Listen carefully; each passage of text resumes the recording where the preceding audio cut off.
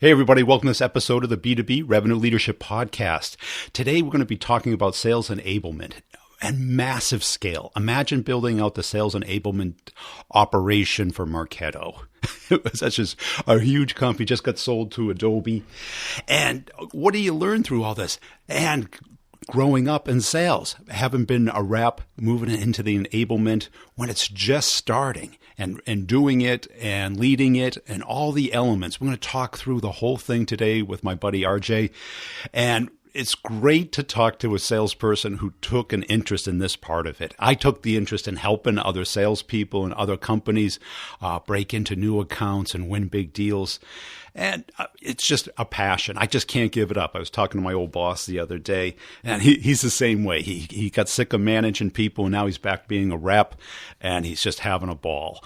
And today we're going to talk to somebody who got on the enablement side and building out a company, a sales force. It's just a lot to do. And as sales leaders, we have to have somebody do that with us.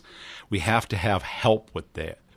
We can't rely solely on this one person to build out the whole sales operations. But before we get into it, I want to make sure you're checking out Discover.org because my old boss, he was listening to the podcast. He goes, "Thank God I got Discover.org. You told me about this. Is saving me hours a day." He basically has his whole market right there. He can search on anybody, any company, get the whole org chart, find out exactly who's who, all the contact information. And he goes, "This is what I've been looking for my whole career. Remember when we had to do this by hand? We call each other up and send emails to each other. Do you know anybody over here?" Now it's all done for you with contact information. It's like having 200 people working for you. So it's a great productivity tool, whether you're in marketing or sales. Instead of trying to buy lists, you have this company who does it all for you. So check them out at discoverorg.com.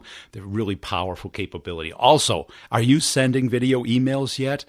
CoVideo's got this great Chrome plugin, and they've got some new stuff right around the corner. So make sure you're following their company page at CoVideo on LinkedIn, as well as the podcast page for this. That's where I give all the announcements. And everybody who liked my videos or my content on LinkedIn, big thank you for that. Let's get into the interview with RJ. I'll sum it up at the end and give you an update on the classes. Hey, RJ, thanks for joining us today. As a way of getting started, tell us about yourself. Brian, first of all, thanks for the opportunity. I really do appreciate you bringing me on and can't wait to talk about sales enablement.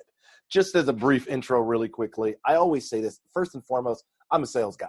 Started off at a BDR and rotated and moved my way up progressively to AE and then to sales leadership and did the whole President's Club and all that fun stuff and realized that I love the process of selling more than I did selling. And I went into that time sales training, and from there it became sales effectiveness, productivity, and now sales enablement that I kind of wrap a bow around it with.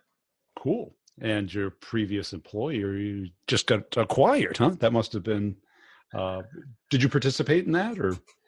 Unfortunately, I missed it. And fortunately, I missed it for the right reason. I decided to go out earlier this year and hang my own shingle as a consultant. But I am proud to say that I was a part of the process that got the company acquired. So I could not be happier for the folks over at Marketo. Cool. And what was the impetus to go out on your own? It had been almost 25 years, and there were a couple things. One, I had ticked off every box that I had set in place as far as a bucket list for corporate America. And second, I saw a significant need in the mid-market space. And I'm talking about that SMB kind of 10 million to 300 million space where they needed the best practices, the 10 years, tools, templates, et cetera. But they didn't necessarily need to bring on a VP or they weren't at a point in the maturation cycle to do so. And as they all say, you find a need, you fill a need. And that's where we are today. Cool. Yeah. I mean, that's pretty exciting. How's it been so far? Amazing. It has been far more exceedingly successful than I could have ever dreamed. I am incredibly blessed to say that we've been at it now since the first part of the year, and we are still working on our goal of first year of pure references and referrals without having to do outbound marketing, other than these kind of things, of course, make sure we get the word out. But I look at this less as marketing and more about best practices shared. Yeah, so let's get into that. Because I've talked to a lot of people about sales enablement, and it seems to be interpreted very differently by everybody. What do you, or how do you define it? Well, I take the definition similar to the Sales Enablement Society, which I am fortunate to be one of the founders of. And that is, we help get sales teams into the right conversations, the right way, by breaking the complexity of sales enablement into scalable and repeatable processes. Now, here's the key part that will ultimately lead to increased revenue. And how do you go about that? That seems like a big undertaking. To me, I think there are three components. That is communication, first and foremost. That's looking at the onboarding process, make sure that you have consistency, scalability, and that you're getting people through the same process the same way and getting them prepared. Although it needs to be iterative because the changes go to market, the competitive landscape, consolidation, new product releases, etc. The second piece to me is about collaboration, and that is ensuring that we bring in that voice and the best practices of the legacy folks, not just focusing on the new hires. And the third piece is the orchestration. And I call sales enablement the owners of and translators of dialects and languages. And what I mean by that is I see us as the hub that spokes out to every other part of the organization. And our goal is to do two things. One, always make sure we're translating their language into sales and from sales back into language that they speak. And second, we are always the advocate for the voice of the customer. Now, I see a big demand for a service like yours because that sales enablement role isn't a top priority for a lot of companies. It's kind of something that only happens when things are breaking or they're growing too fast. And all of a sudden somebody says, well, maybe we should have somebody focus on this. When should somebody come in and have a sales enablement role? It's interesting you say that. Before I go into that answer, I'd love to address something you just said, and that is things are broken. I would love to get the point across to the audience that sales enablement is not the fixer of broken things. We are here in the people business first and foremost. I think IT has that fixer of broken things all wrapped up on their own, and they certainly don't need any help from us. So to answer your question, when's the best time to do it? Early on. And the reason is enablement is not training. I believe that you train animals and you enable people. So with that concept, and I seriously, I absolutely do believe that. So with that concept, enablement has to be woven into the fabric of the company. And what I mean is we're always talking about the ICP, right? The ideal customer or client profile. Let's step back and talk about the ideal employee profile, the IEP. When I was in corporate, I actually was a part of the interview cycle for sales folks as well, because we have a different set of lenses. We're looking at things differently. And of course, we have a BS filter that's much higher than most other organizations. And you probably have the experience too. I mean, after 20 years, you've probably seen a lot of bad hires. Absolutely. And, after 20 years, you can literally walk into a sales boot camp that first week and you can say three things. This person's going to be an absolute rock star. Yep. This person is going to be average. This person won't be here by the next sales kickoff. Yeah, from somebody who's gone into a lot of those rooms, I can as well, having never met any of them either. Absolutely. And it's the same regardless of what you sell, what company you sell for, or what space you sit in, whether you're B2B, B2C, et cetera. It comes out to the same thing. And I think that's where having been a salesperson, carried a bag, and been a sales leader really comes in handy. And it also adds credibility to enablement folks. So when I was, again, in corporate, I would never hire people to come in and run an enablement role unless they had carried a bag in some sort. Because you can't talk to these folks about how comfortable or uncomfortable shoes are if you've never walked in them. And secondly, we all know sales has a secret handshake. If you don't know the handshake, you're not one of us. That's true. Yeah, because even if you're sitting in that room, and I sat in a lot of those rooms where somebody would stand up and, talk about a skill, and they knew the skill, but you could tell they never sold. And there's a difference between training and enablement right there. Yeah. And, there's a lot of those out there today. And by the way, I want to make sure I'm not offending anyone. There is a role for pure trainers. And I am happy to have them a part of my team, my organization, and my network, because there are times where you just need to come in and have that spot training, but then there always has to be a reinforcement process behind that piece. So it's never just a single event. Enablement is an ongoing occurrence. And that's it. And what I hear from reps a lot of times is, well, they taught us how to use the tools, the CRM, the marketing automation, the expense report, the e-signature, the contact application, but they didn't really teach us how to sell the product. Well, I think that there are two reasons behind why that doesn't work. And the first is they focus on the what, and that is, what is the tool? What are you going to do with it? What reports are you going to be able to pull out of it? I would say, let's focus on the why. Why are you doing this? Why is this going to enhance the customer journey? Why is this going to lead to increased revenue? Why will this lead to customers for life, right? That's the first piece of things, is stop focusing there. And the second piece is, I want to highlight that customer journey. We all talk about sales tools, sales process, sales methodology, sales stages. Let's take those and figure out how those fit into the customer buying journey versus trying to get the buyer and their journey to fit into our processes. Well, that's it. Yeah, because nobody actually buys that way. Nobody buys presentation, demo, proposal, negotiation, closed. No, I've never seen that. I have never seen that happen in 20 plus years. Yeah. What it looks like is, and it's shifted. And I love the evolution of sales and sales enablement, where we've gotten to today, because no one buys like that. It is now shifted to where we all know, what is it, 60 to 80%, they say, folks in the buyer journey have already gotten to before they even reach out to a salesperson. So with the advent of social media and all of the access we have to information, the salesperson is always going to be a critical component. I don't believe that AI, machine learning, any of that will ever replace the salesperson. So don't misunderstand there. But what we have done is, because they're further along, they're more well-informed, they're now looking for us to be an advocate and show them the value of what you're selling and the business value, i.e., we've got all these bells, toys, and whistles. But at the end of the day, how do you help them either A, increase productivity and efficiency, or B, decrease pain? That's what they're looking for now from sales folks. And what are the implications of not having a sales enablement function within a mid-sized company? Oh, an enormous amount of implication. First and foremost is those three pieces that I talked about earlier. Who's going to own the communication piece of making sure that you get people in consistency? Secondly, who's going to own the collaboration piece of making sure that you're speaking with the legacy folks, with your partners in alliance, and also you're getting that voice of the customer integrated back into things? And thirdly, who's going to own the orchestration piece of making sure that, and I look at it kind of like the orchestra master. Without them, it's a bunch of notes on the pages and people are playing the notes at the wrong time and overlapping each other.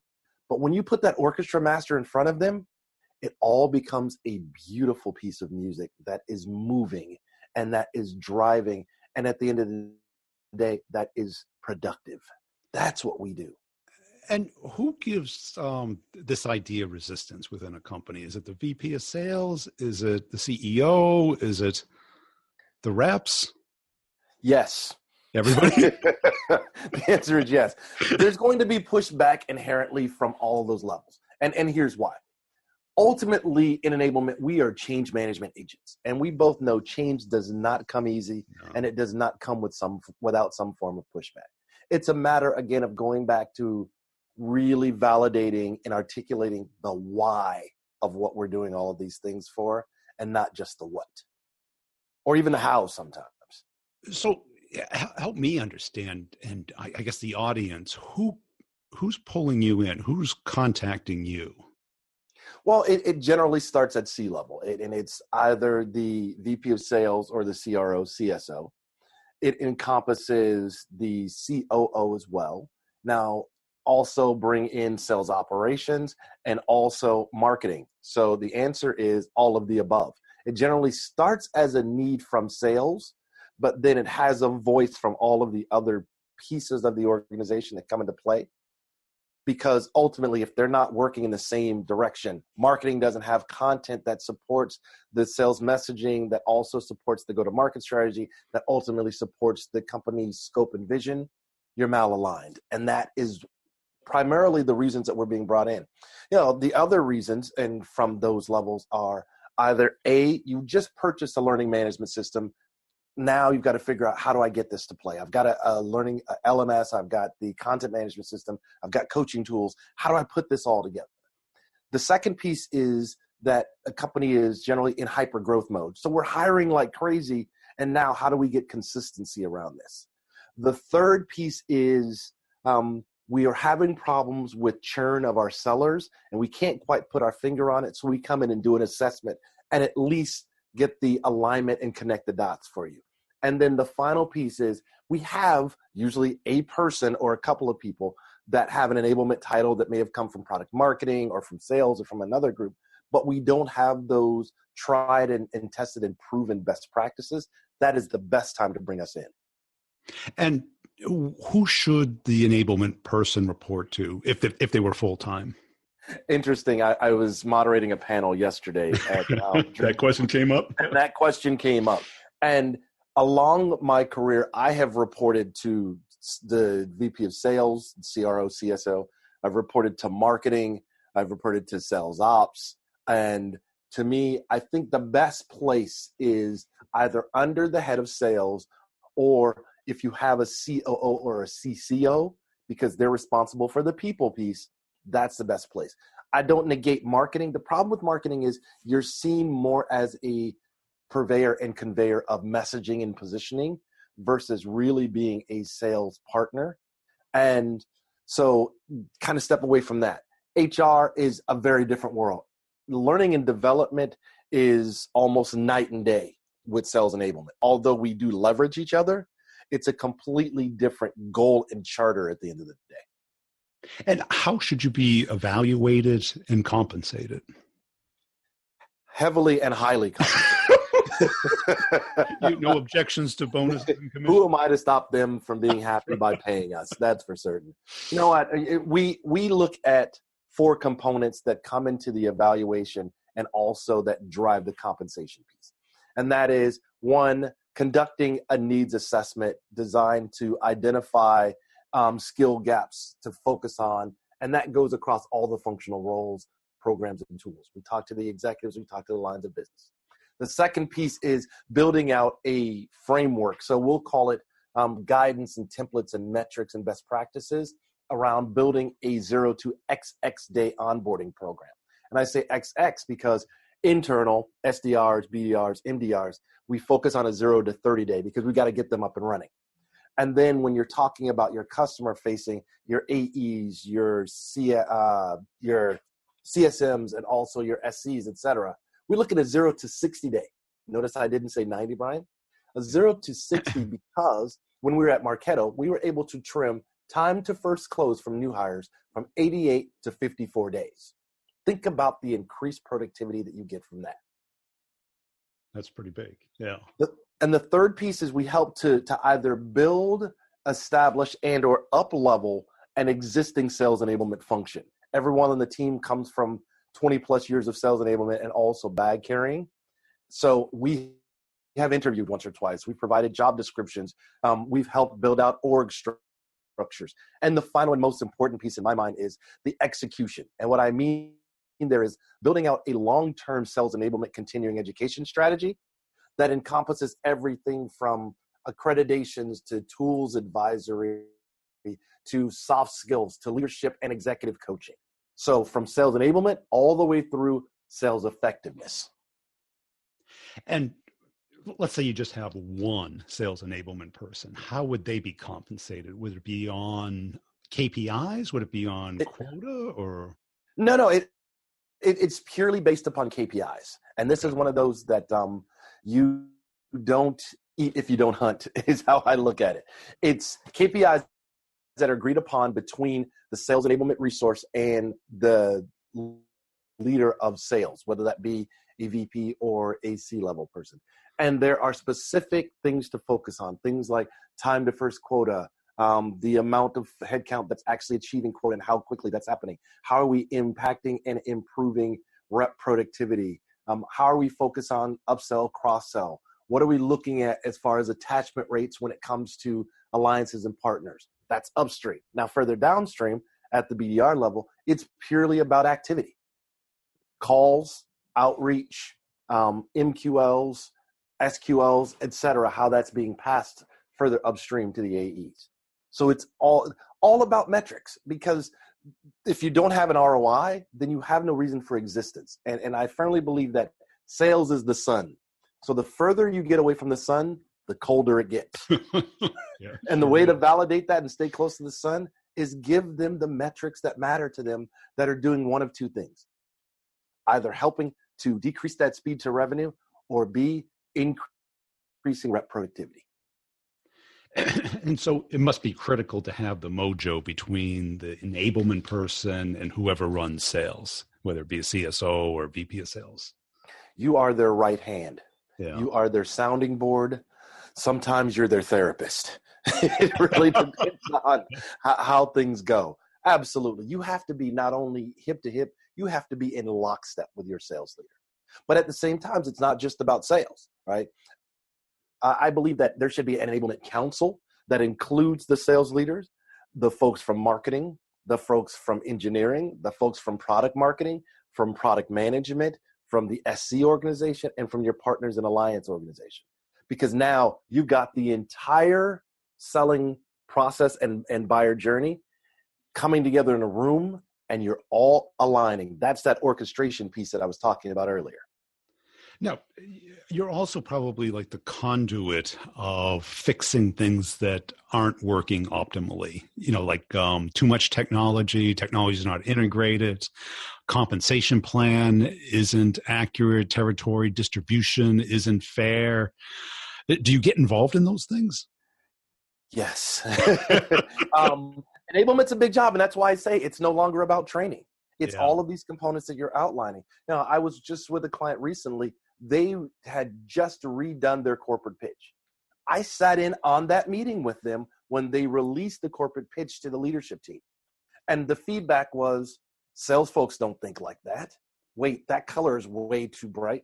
You've talked about yourself way too much on the front end. Where's the focus on the buyer journey? At what point does this transition? How do we tie the back of the house of CSMs into this? And they looked at me and said, wow, we thought you were here to build training. And I said, no. You train animals, you enable people. Yeah. We are in the people business. That's it.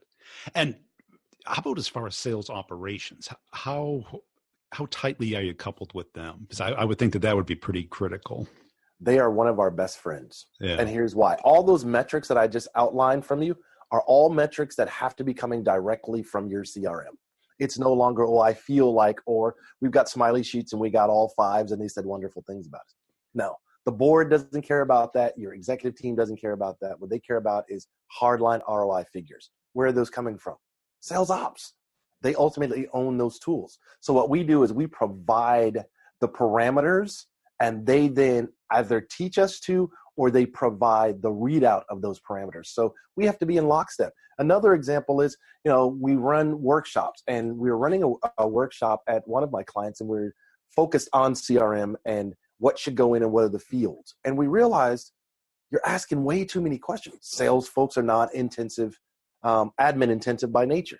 Really? Could we get this in? Shocking, I know. It's a round thing. We're going to call the wheel. It's going to be big one day, Brian. Trust me. And so we realized, are all of these questions really mandatory? And they looked at, at the SMB level, we need 5 of these. At the enterprise level, yes, we do need all these. Well, guess what?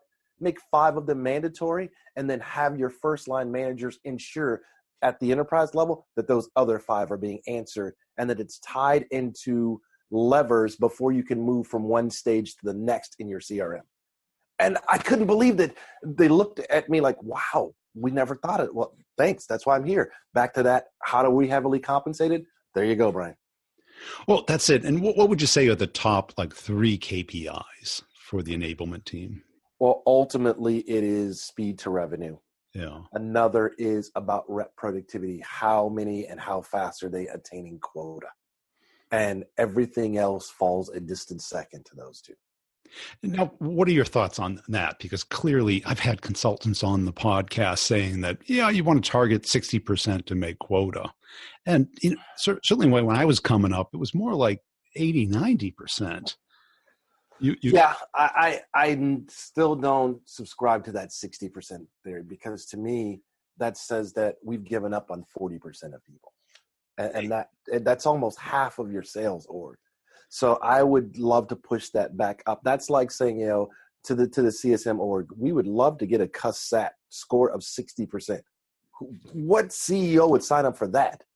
Well, it's also fudged.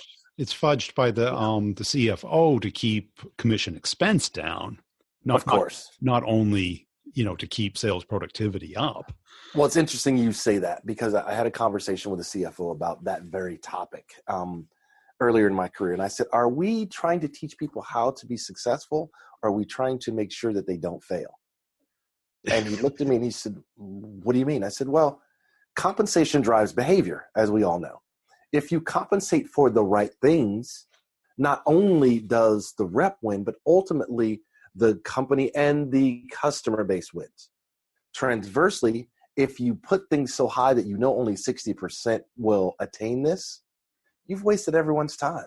And not only have you done that, you've created a training ground for people to move out of your company that are well-enabled and go sell where? Mostly at your competitor. And that's it, because the bad people don't quit. The good people quit. No, that would make too much sense, right? And regrettable attrition, people kind of go, yeah, well, it was probably time they moved out, or we managed them out of the business. Why are we always surprised when good reps quit? I've got an answer for you. Because we didn't invest in them. Well, that's it. And those numbers ripple through the whole organization, ripples through operations, ripples through enablement, trickles up or down into marketing, and it affects everybody. And all of a sudden people lose the mojo. Yeah. And I think we forget as leaders, as I said earlier, the further you get from the sun, the colder it gets. Yeah. And what's your typical engagement look like? Is it time constrained, or what would you like to do? It's usually a 3 to 6 month engagement. Yeah. And as I said, those 4 components, the assessment, the framework, the build, and the execution. Yeah. We put together a joint execution plan so that there are no surprises. We also provide a list of all of the deliverables that will happen in that time frame. And on a weekly basis, we make sure that we are sending out an update so that the leadership team and all of the customers, not stakeholders, but customers, as I call them, because I think that they are certainly that, are aware of what's going on, and it gives us an opportunity to tweak things. We may have to speed things up. We may go, hey, can we move number 3 up to number 5 because competitive landscape has shifted, or our go-to-market strategy is going to change, or you know what, we're releasing a new product and that's going to be a critical piece or solution. That's a critical component of it. So it's about a 3 to 6 month. And I'm sure the clients that you love would be for obvious reasons, but the clients that you kind of walk away from, what are the signals that you look for that, hey, this isn't a match for me? Well, I think there are a few things. The first and foremost is there is no agreement across the leadership team as to what success looks like in state. Let's start there. Yeah. Right. Second is they're still focused on training and don't see the value of enablement and paying for that value. And thirdly, an abundance of internal politics. I know, shocking. Politics actually. People can't get along. Yeah, I'm not looking to come in and help someone be a part of their land grab or the build of their fiefdom. We really want to impact and be woven into the fabric of the company, we being enablement. Well, that's it. You probably have some people who want to have ownership of it. I mean, if I was a sales leader, well, I guess I'd probably want ownership of it. But then if I was the marketing person and I was comped on revenue, I'd probably want ownership of it. Mm-hmm. So I'm sure you must run into that. All the time. The time. And there has to be one clear chief here. Yeah. That really is responsible. And what I mean by chief is your role your neck, your job is on the line and inherent upon making this initiative successful. Cool. Hey, RJ, this has been a great conversation. Where can people go to learn more about you, your company, and your work? First of all, thanks again. I really appreciate the opportunity to come on. So we are across all social media. If you want to find us in email, it's info@roderickjefferson.com. On the web, we're at roderickjefferson.com. On LinkedIn, we're at LinkedIn/Roderick Jefferson and Associates. On Twitter, we're at The Voice of Rod. And on Facebook, we're at Facebook/at The Voice of Rod. So if you can't find us, you're not really trying. That was a great conversation. Boy, there's just a lot of details. I know when I hire somebody, just getting all the things put into place and get them, used to the systems. You think it'd be simple, but there's a lot to it. And then to have somebody to kind of guide them, help them, coach them through this process are invaluable. So give RJ a call if you're building out your sales team so you can do it right from the beginning instead of having to repair it later. Also, make sure you're checking out B2B revenue.com for the training classes. If your team is having a hard time getting into new accounts, or you really want to crush it in Q4 and not have these deals slip into next year, because you're going to get quota for it if you close it. If you don't close it, it's just going on to your quota for next year, which means essentially you're not going to get paid for it because the commission rates keep going down.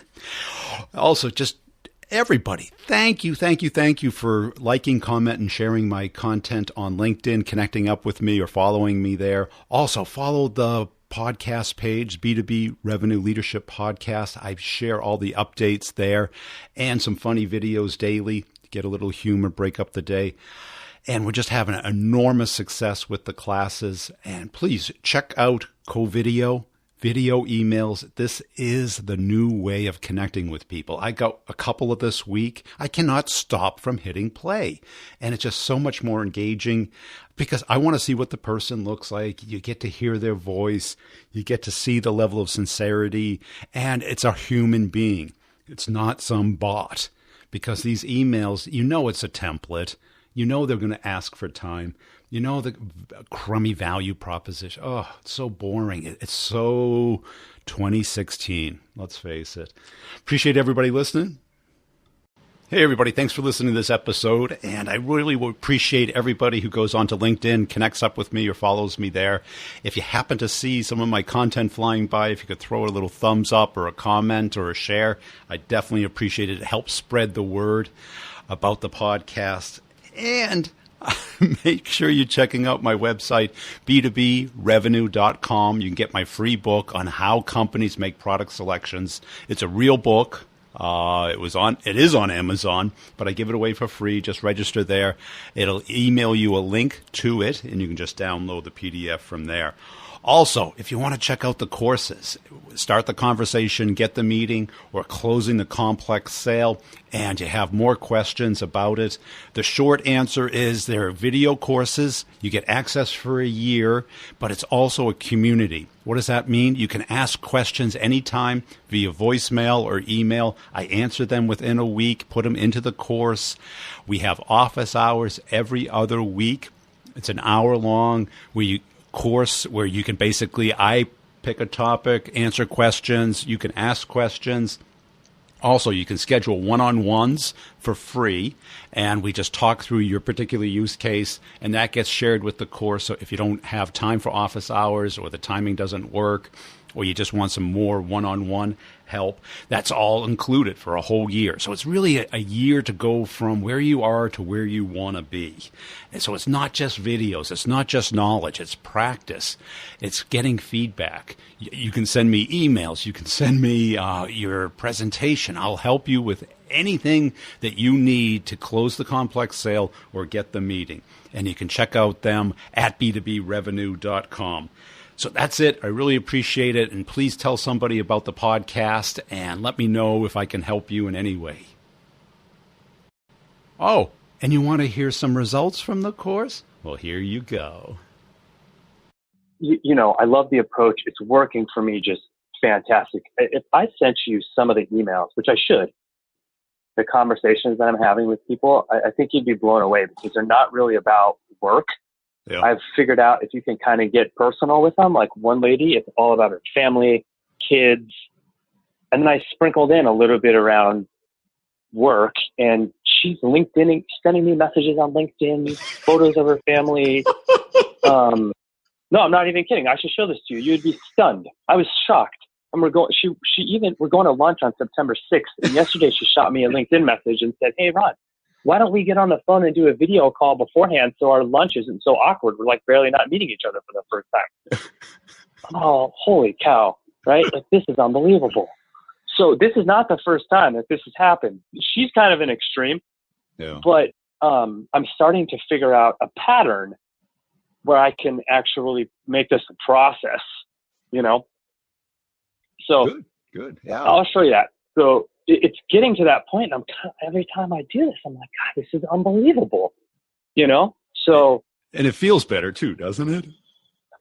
Oh, Brian, let me tell you something. To be able to go to lunch with her, I'll even talk to her on the phone, right? We're going to talk about family, kids, work-life harmony, because I shared a thing with her from Bezos about work-life harmony. This is where the conversation will start. Now, at some point, we're both not stupid, right? We know we're going to talk about work.